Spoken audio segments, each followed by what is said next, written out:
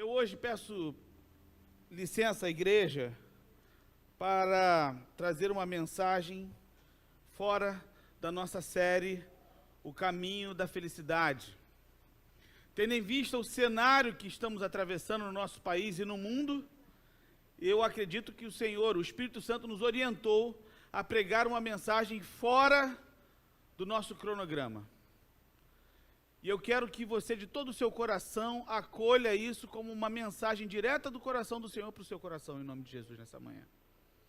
Quero convidar você a abrir a sua Bíblia no livro de Lamentações de Jeremias. Nós vamos falar do desespero à esperança. A equipe ali rapidamente já fez uma arte que ficou linda. Parabéns, glória a Deus pela vida de vocês. Eu avisei para eles hoje de manhã da mudança do tema. E eles rapidamente já fizeram essa arte linda do desespero à esperança. Abra sua Bíblia em Lamentações, capítulo 3.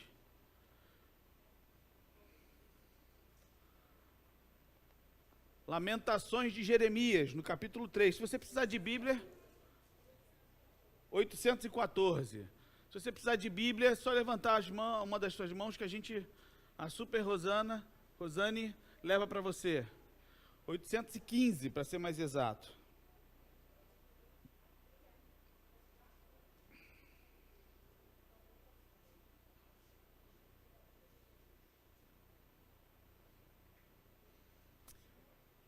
Todos acharam?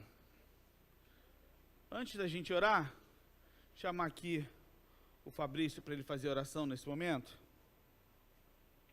Presbítero Fabrício. Usa aqui, ó.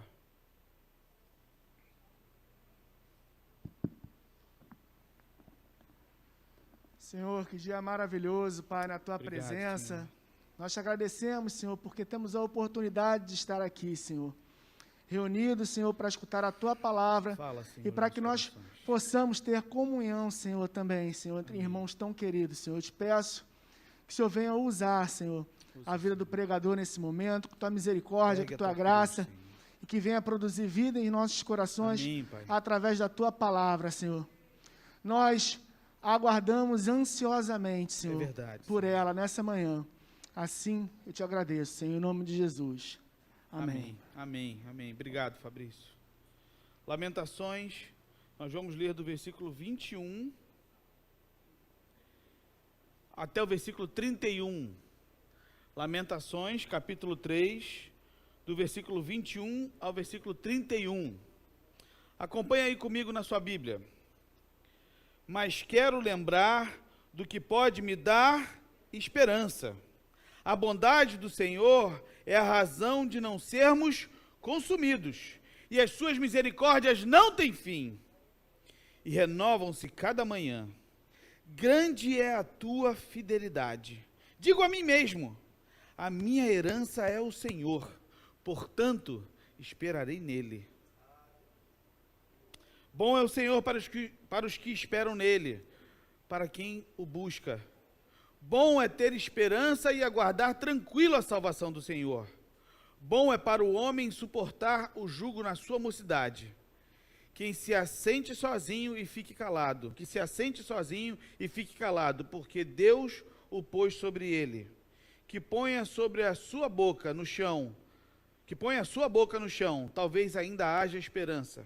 Ofereça o teu rosto a quem quiser feri-lo. Suporte a desonra, pois o Senhor não o rejeitará para sempre. Eu queria ler na versão que eu separei aqui, que é a versão Almeida Revista e Atualizada. Diz assim: quero trazer à memória o que me pode dar esperança. As misericórdias do Senhor são a causa de não sermos consumidos, porque as suas misericórdias não têm fim. Renovam-se cada manhã. Grande é a tua fidelidade. A minha porção, a minha herança é o Senhor, diz a minha alma. Portanto, esperarei nele. Bom é o Senhor para os que esperam por ele, para a alma que o busca. Bom é aguardar a salvação do Senhor, e isso em silêncio. Bom é para o homem suportar o jugo na sua mocidade. Assente-se solitário e fique em silêncio, porquanto esse jugo Deus pôs sobre ele.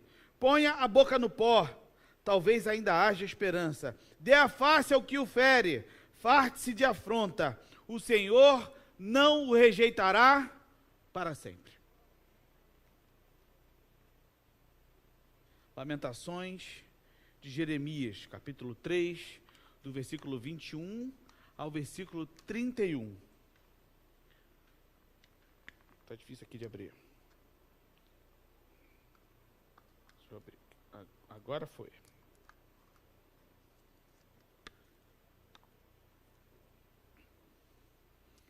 Semana do meu aniversário. Eu fiz 43 anos no dia 16 de março. Nasci no dia 16 de março. Coincidência, eu nasci no dia do meu aniversário. De 1978. Uma coincidência estelar, né? O cosmos se alinhou e eu nasci no dia do meu aniversário. Mas uma semana triste. Uma semana difícil. A pandemia nos assola, nos amedronta, nos afronta, como há um ano atrás. Aliás, pior do que há um ano atrás. Há exatamente um ano atrás, nós fechávamos tudo. Há exatamente, não sei se vocês se lembram, Cláudia, Glaucia, fizeram uma surpresa aqui para mim, no ano passado, Rosane, enfim, com a igreja fechada, há um ano atrás, certinho.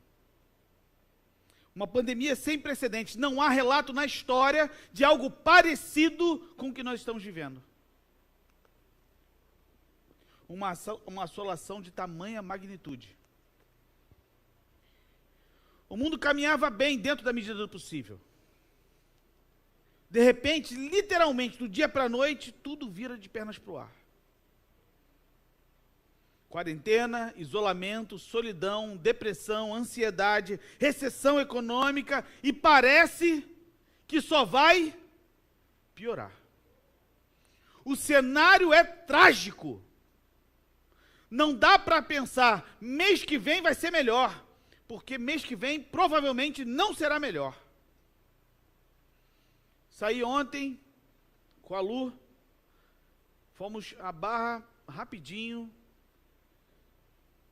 Todos os sinais que nós paramos, todos tinham pessoas pedindo. E cada vez mais gente pedindo, maior a população de rua. Essa semana, conversando com Moisés, Alex, Aline e Ronald, aqui na igreja, o Moisés estava falando da população de rua, como está grande no centro da cidade.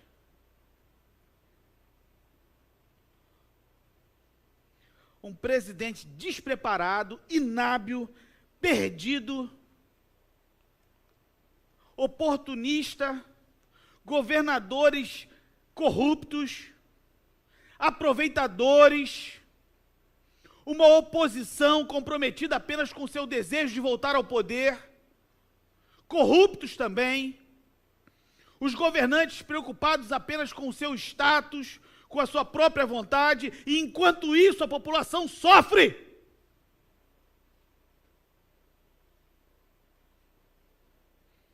Em meio a tudo isso, nós, o povo, eu e você, estamos à mercê dessa gente, sem saber o que vai acontecer amanhã. Um caos instalado, uma realidade totalmente desastrosa e sem esperança. O desespero nos bate à porta. No texto que a gente acabou de ler, nos fala de um Jeremias aflito. Jeremias, que é conhecido como profeta chorão, cansado, desesperançado, amargurado. A sua nação estava sendo esmagada pelo regime estrangeiro. A superpotência babilônica vinha e arrasava tudo. Expansionista, era o império. E império quer só se expandir. O texto de Lamentações, que pode significar choro também, fala justamente de alguém que perde a esperança diante de um cenário caótico e sem nenhuma esperança ou expectativa de melhora. O povo vivia uma mornidão espiritual, afastado de Deus. A desgraça era a única certeza que eles tinham, era a ordem do dia. Nada está tão ruim que não possa piorar. E Jeremias começa a se contagiar por essa realidade. Ele começa a sentir-se intoxicado por isso, porque tudo que ele vê é desgraça, é desolação, é desesperança. Ele dorme sem fé e acorda sem sonhos. A sua alma virá a habitação da amargura, ele não vê motivos para acordar. Se ele pudesse, ele só dormia. Ele percebe que não sonha mais, que a sua alma está intoxicada pela insensibilidade do pessimismo. Agora ele também é insensível. Nada mais o toca, é como se ele estivesse com uma armadura, que ao mesmo tempo é uma proteção, mas também é uma prisão. É o seu claustro pessoal. Jeremias, ao perceber que esse estado de desgraça lhe abate, lhe acomete, ele volta-se para si mesmo, confronta-se a si mesmo, sacode aquele estado de mofo emocional e diz: não permitirei que a minha mente seja um baú de más recordações, não permitirei que a tristeza, a desgraça, a desesperança habite a minha mente e que eu seja um poço de amarguras. Deus não me fez para isso. A minha memória não será a memória da dor. Aí ele diz: quero trazer à memória aquilo que me dá esperança. Quero trazer à memória aquilo que pode me dar esperança. Esse é o texto, esse é o contexto, essa é a história. Mas a gente precisa responder uma pergunta hoje. O que tudo que a gente falou aqui sobre esse texto tem a ver com a gente hoje? Eu respondo: tem tudo a ver com a gente. Porque como a gente sabe, a vida acontece no meio de uma guerra. O existir para cada um de nós se torna cada vez mais difícil e contraditório. O brasileiro é o povo da alegria, estão roubando a última coisa que a gente tem, que é a alegria. Dizem que a gente acorda eufórico, cheio de alegria e vigor. Há outros em que a tristeza e a amargura parecem fazer morada no coração da gente. Há dias em que somos cidadãos da esperança. Há dias em que habitamos nas regiões mais sombrias da desesperança da existência. Há dias em que a gente acorda como crente mais fervoroso, dando glória a Deus até por topada que dói o dedão. Mas também tem dias que a gente acorda duvidando se Deus existe ou não. Há dias de luz, há dias de trevas. O escritor do Eclesiastes diz: há dias para tudo debaixo do sol. Ontem à noite, a Lu recebeu a notícia de que o esposo de sua grande amiga, com 35 anos, um pastor, um jovem pastor, morreu de Covid. Sem comorbidade, sem nada. De repente, morreu. Há 20 dias, eu vi no Instagram dele, ele estava pregando. Há 20 dias. Dia 1º de março, ele estava pregando. Essa ambiguidade, às vezes, se instala em nós. E dependendo do momento que se cria em nós, é um fruto extremamente amargo, com fisionomia da maior desesperança. O problema é que quando esse estado de desesperança contínua se perpetua no nosso coração e a gente começa a viver um let it be existencial, um deixa ser, deixa estar como está. E assim a gente vai ficando duro, empedernido, nos acostumamos com a desgraça, perdemos a vontade e o jeito de projetar para frente, para além de algo melhor, e pensar que de repente, ou não, que certamente, Dias melhores virão. A gente quer e precisa olhar para o futuro de maneira diferente, mas não é isso que acontece. O futuro é pessimista, porque ele não projeta, ele retroage, empurra a gente para o passado, para o que nos machucou. E aí você acaba virando um profeta do caos pessoal. Você pode até dizer para mim, Alex, eu tenho razões suficientes para ser assim, para ser pessimista, para olhar tudo com dúvida e duvidar de tudo, e achar que algo de errado vai sempre acontecer comigo. Que nem aquele personagem que dizia, ó Deus, ó céus, ó vida, ó azar. Não é da minha época não, gente. Já estava novinho nessa, nem nascido. Aí você pode dizer para mim, mas Alex, você fala isso porque você não passou pelo que eu passei. E eu posso te dizer outra coisa, é verdade, eu não passei pelo que você passou. Eu tenho as minhas próprias experiências e as minhas próprias amarguras. Só que dessa maneira, a gente vai perdendo a doçura de esperar, de ter fé na vida. A gente acha às vezes que a gente vai amadurecendo, e um amadurecimento que na verdade não é verdadeiro, porque a gente só olha para a vida a partir de uma perspectiva daquilo que a gente já passou, e se o que a gente passou é ruim, o que vai acontecer para frente vai ser ruim também. É o embrutecimento do coração, a petrificação do ser, e aí a gente perde a possibilidade de crer, de esperar, mais do que isso, de esperançar. Estava conversando com a Rosana outro dia, sobre o verbo esperançar. O verbo esperançar é daquele que espera andando, é aquele que espera fazendo, é aquele que tem a esperança, mas ele não para. Esperançar.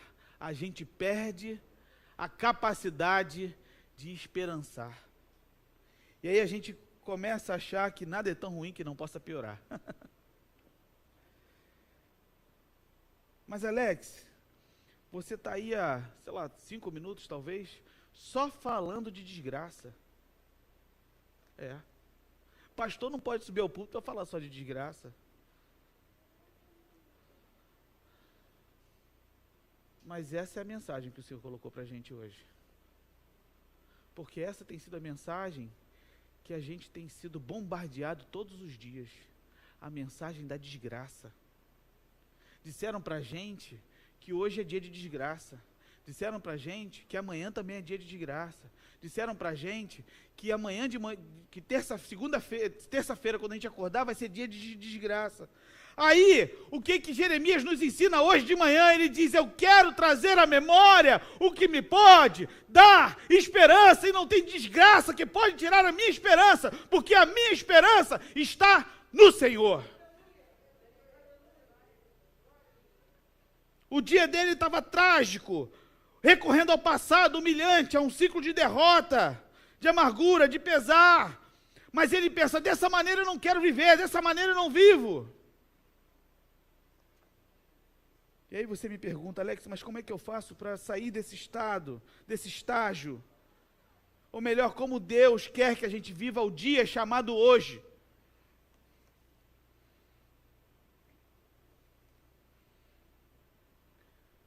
Para a gente viver o dia chamado hoje, a gente tem que ter uma coisa na nossa mente, no nosso coração, que é a coisa mais importante da nossa vida. É que Deus é misericordioso. Mais do que isso, eu gostava muito de uma expressão, aliás, todo mundo aqui já deve ter usado essa expressão, é comum ao povo cristão dizer que Deus está no controle. Que Deus está no controle. Eu quero dizer para você nessa manhã que Deus não está no controle.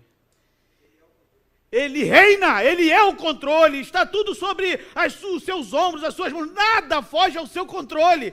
Ele reina, o Senhor reina. Olha o que dizem os versículos 22 e 23. As misericórdias do Senhor são a causa de não sermos consumidos, porque as suas misericórdias não tem fim. Elas se renovam a cada manhã. Quando você acordou de manhã, a misericórdia do Senhor sobre a sua vida, sobre a sua família, sobre toda a sua história, se renovou para a glória do nome dele. O problema de Jeremias era a maneira como ele estava acordando. De manhã, ele era um poço de angústia. Então ele diz, eu quero trazer à memória o que me pode dar esperança. E o que me dá esperança? A misericórdia do Senhor. É a misericórdia que inflaciona, que aumenta, é o perdão toda manhã se renovando, sem cura. É essa bondade divina que nem Deus segura. Que não cessa, que não se estanca, é uma hemorragia da bondade divina, sem cura. Esse Deus que não tem esperançar, é a misericórdia do Senhor. Até porque eu e você servimos a um Deus que é fiel, mas Ele não é fiel a mim e a você. Ele é fiel às suas promessas, e Ele prometeu que Ele iria nos amar até o fim. Não é um emocionalismo divino, isso faz parte do caráter de Deus, é algo que faz parte da sua própria natureza, é a garantia que curarei com a minha mão direita vitoriosa, para a glória do nome dEle. Essa é a palavra do Senhor para a nossa manhã. Ele nos garante vitória. Ele nos garante vitória.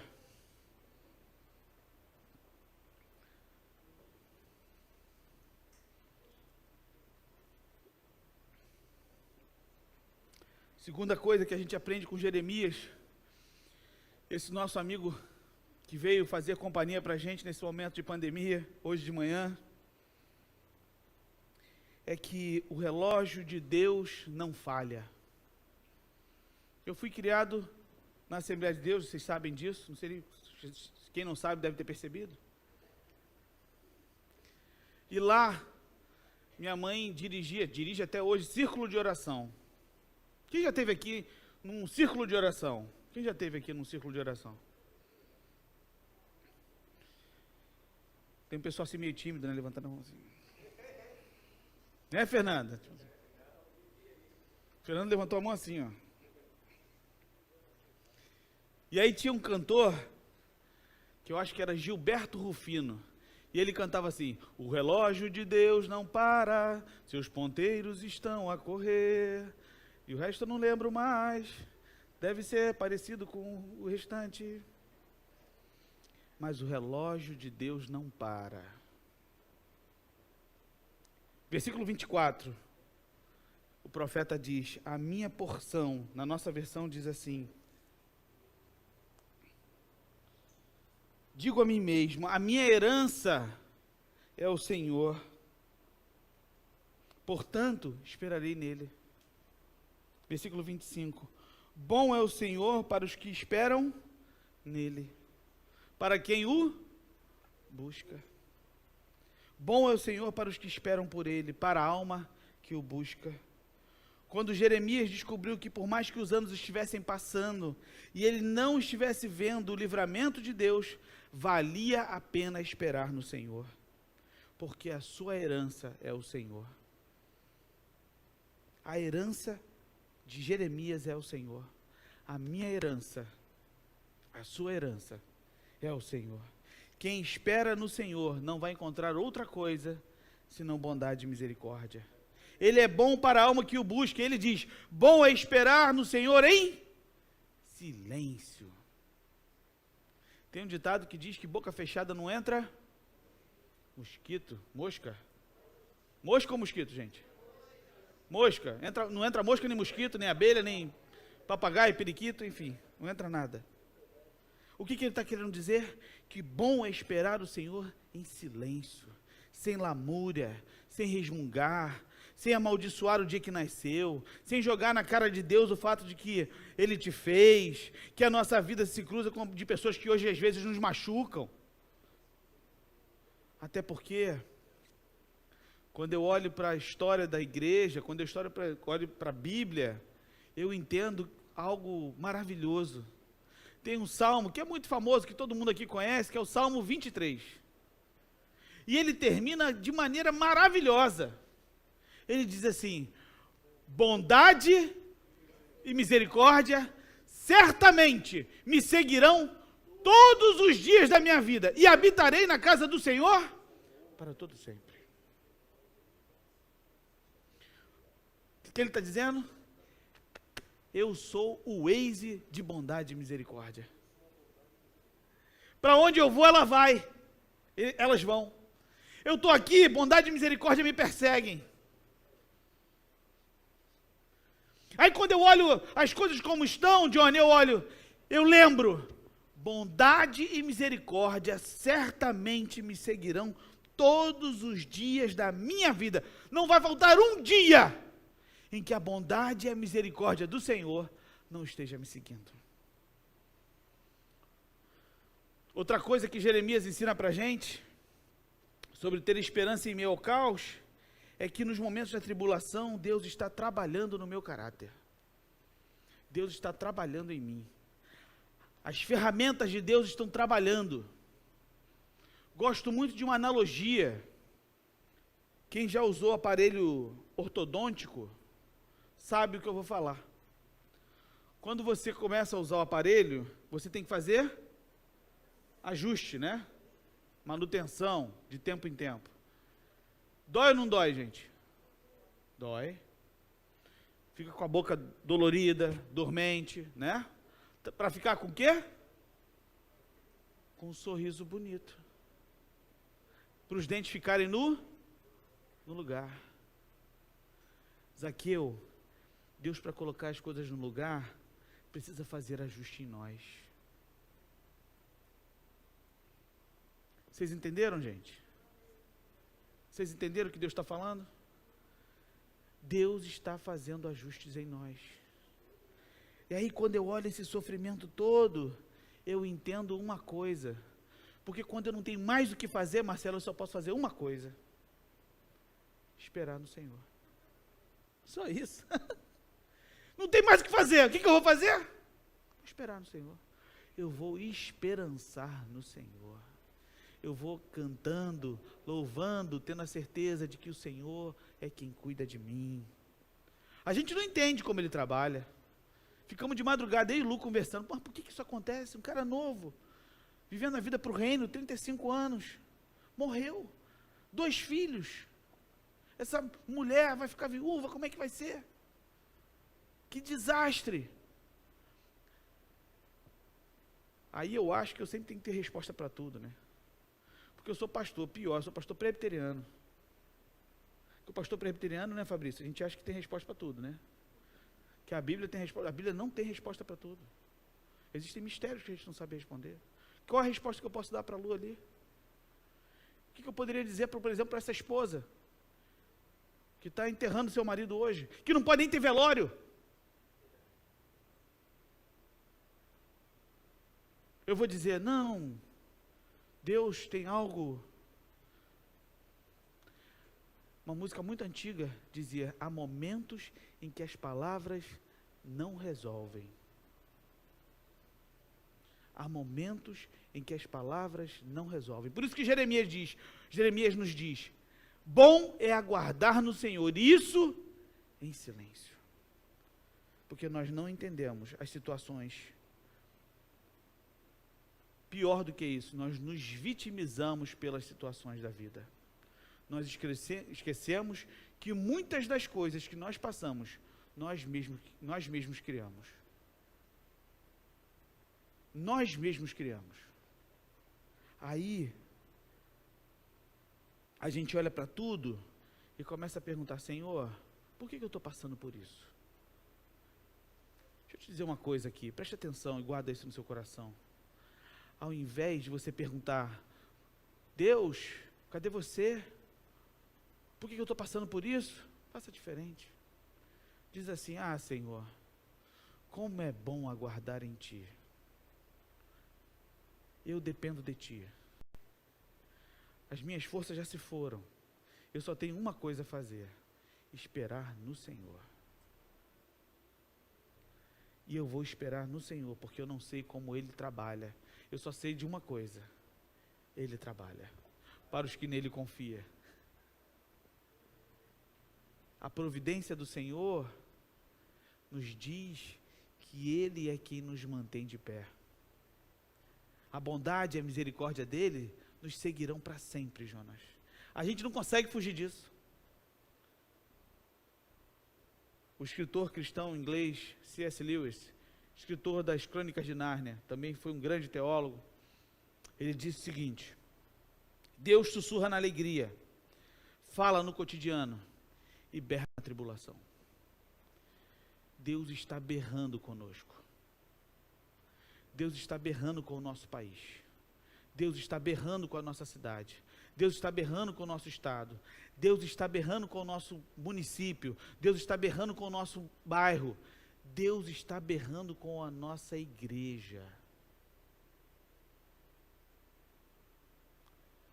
E aí eu quero que você entenda uma coisa. Que quando Deus berra conosco, a primeira coisa que nós devemos fazer é nos arrepender dos nossos pecados.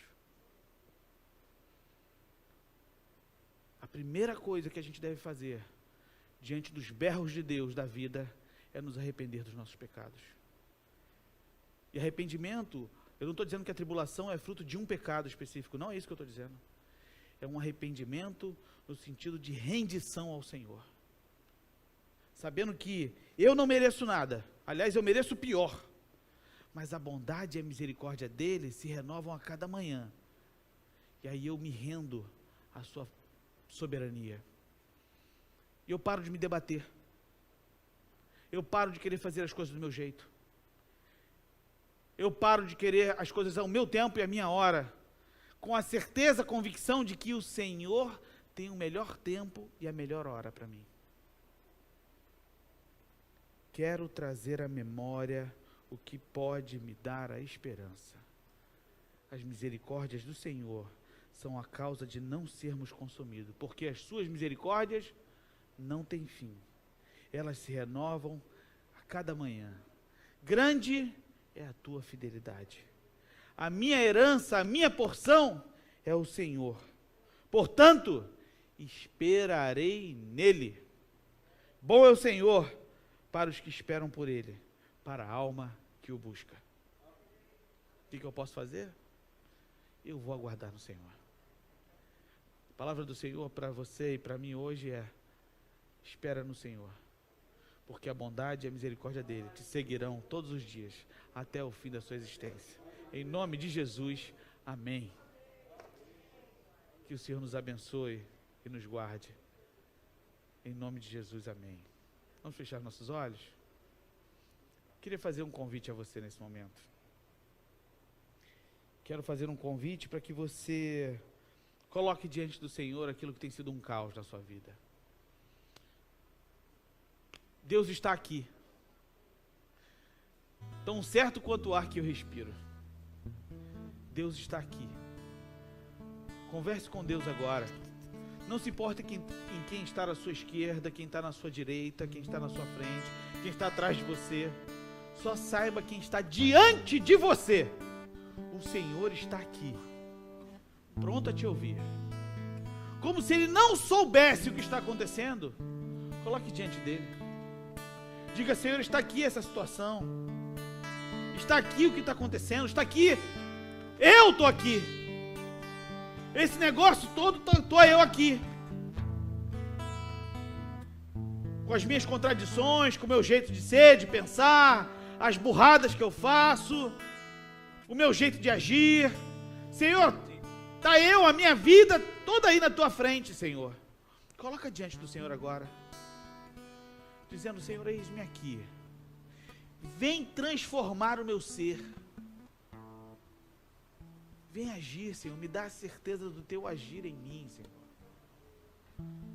Senhor, me faz acordar de manhã com esperança. Mais do que isso, Senhor, conserta o meu sono. Ah, Senhor, me ajuda a dormir. Eu não durmo. O Senhor sabe que você não dorme.